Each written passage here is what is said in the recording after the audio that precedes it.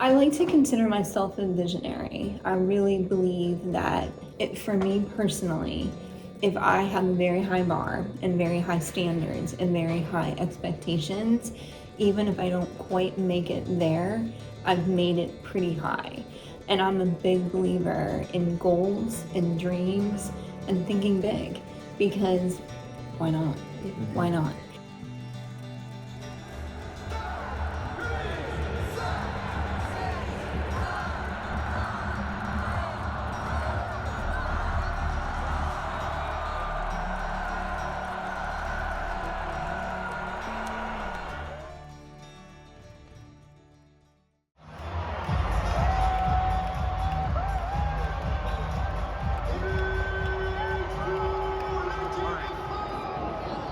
It is like the 25th minute, still 0-0. A lot of nerves on the line right now. Still think we're gonna pull through. I have faith in the USA. And yeah, we didn't give up in World War II. We're not gonna give up now. Back-to-back world champs. Back-to-back world champs, absolutely. Well, it's over. It's 3-0. Care to comment?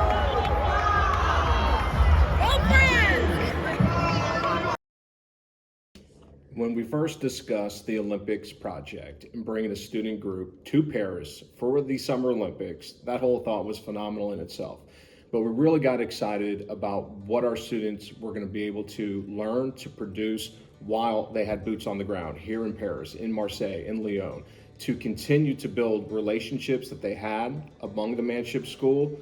We look at it as a family, and we're excited about the personal and professional growth for each and every one of our Manship School students. But to do it in the backdrop of the Summer Olympics in one of the most historic cities in the world, we thought this truly was a unique opportunity and a dream for many come to fruition. So when you first came up with this idea to take 25 students to the Olympics, what was sort of the scariest thought, or what worried you the most about this process? That's a great question. It was the unknown. It was the logistics. I knew that when you travel internationally with students and you're getting on metros and taking trains and things like that, you know, it can be a problem and it can be challenging. You enter the Olympic Games into that and tourists from around the world. I was thinking, oh my goodness, getting on a train, getting a metro, it's just going to be a logistical nightmare. When we finally got everybody together, we knew we could move forward. But the uncertainty going into any trip like this, knowing that you can't control everything, sure, it causes some bit of concern. But when you have everybody together and you know it's a talented, hardworking group, you really feel a sense of ease and comfort knowing that our students are going to go out there and really put on a show. So honestly, that was what I was most concerned about. I have done study abroad before, and I feel like I've done it successfully. I've not lost anyone, not had any major issues, and so it was the logistics. But my dream for Manship and for you all kind of superseded any worry I had about logistics. A pleasant surprise was how close this group has become. When you talk about 25 individual students, undergrad, graduate students, different ages, different backgrounds, ethnicities, upbringings, really felt like y'all had known each other for quite some time. Whereas the reality was some of y'all had just met 2 weeks ago, or really at the start of this year, gearing up for the Olympics project with some of the in-person meetings and then virtual Zoom meetings. But to really see y'all connect, to see y'all work together and collaborate, I think that really has been special. I think it's a testament to the Manship School, to your hard work and ability and work ethic. But that's been a pleasant surprise. We thought with 25 students, you might have some groups go here, some groups go there, but for the most part, y'all have worked so well together. It's not just little friend groups going off and staying in their friend groups. It's everyone getting together and then switching up and being with other groups and everyone getting along and everyone having fun. And whenever we get together, I see different people kind of partnered up. Everyone is smiling. The woman at the hotel that was helping us at the Flamingo Hotel, she said, "Your group is so happy. They're always smiling," and very loud. Like, and loud. It's But American. happy. Mostly happy.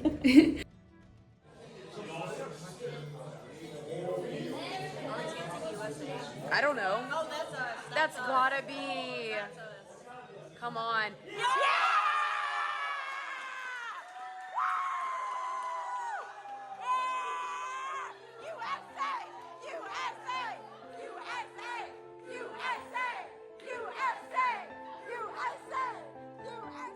Y'all, the slaves.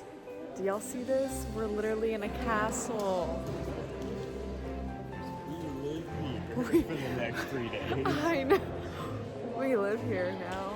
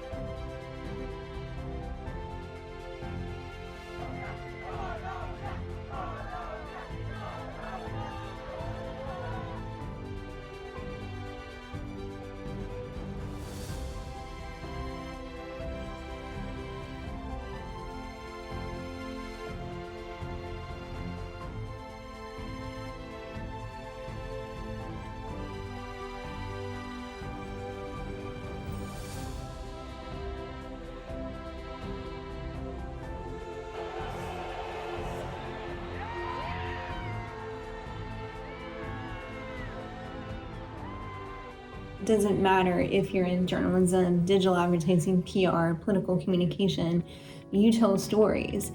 And when we think about ways that we can bring people together, it's through stories. When you humanize something, it hits you.